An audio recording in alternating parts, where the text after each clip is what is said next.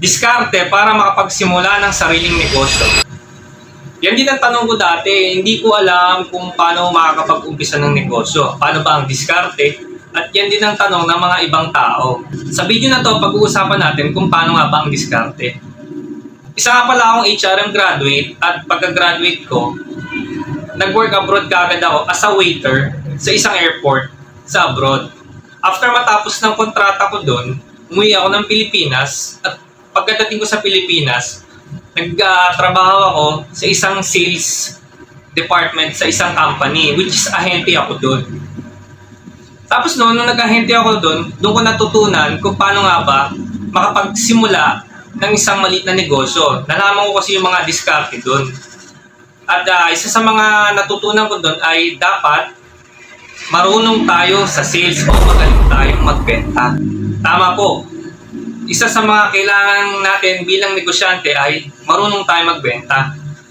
Isipin natin, kung nasa atin man ang pinakamagandang produkto sa buong mundo o pinakamagandang serbisyo sa buong mundo, kung hindi tayo marunong magbenta, hindi natin maibebenta yung produkto na yon. Pag hindi tayo nakabenta, walang papasok na pera. Pag walang pumasok na pera, mawala ang negosyo natin. At kaya po kailangan matuto tayo kung paano magbenta. Isa pang diskarte na dapat alam natin para makapagsimula ng negosyo ay dapat makapal ang mukha natin. Yan. Ang pagiging makapal ang mukha at sales ay magkakambal. Kasi kung sa sales, dapat maalam ka sa produkto mo. Kung alam mo man lahat ng pasikot-sikot ng produkto o serbisyo mo, pero hindi makapal ang mukha mo, paano mo ito maibebenta sa mga magiging customer mo? Kasi pag nahiya tayo, hindi tayo makakabenta. At pag hindi tayo nakapagbenta, wala ulit papasok na pera sa ating negosyo.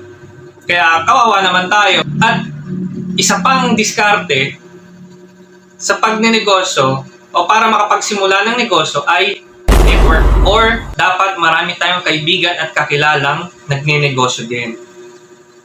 Ganito kasi yan. Kung meron tayong mga kaibigan na nagnenegosyo na, pwede tayong lumapit sa kanila at humingi ng tulong o advice kung paano nga ba makapagsimula ng isang negosyo. Ituturo nila sa atin ang mga discarding natutunan nila kasi para ding nakikita nila yung sarili nila sa atin na magsisimula. Kasi pinagdaanan nila yon, kaya gusto nila i-share yung mga pinagdaanan nila doon sa mga bagong gustong maging negosyante o gustong magnegosyo. Huwag kayong mag-alala, hindi nila kayo pagsusungitan. Mababait ang mga negosyante, lalo doon sa mga taong lumalapit at humihingi ng tulong. Naranasan ko rin yan sa mga kaibigan kong negosyante. Kaya sigurado ako, ganun din yung mga kaibigan nyo sa inyo. At yun lamang po, lagi nating tatandaan na ang pagnenegosyo ay hindi pabilisan. Ito ay patagalang magsawa. Yun lamang po, salamat sa panonood. Paalam.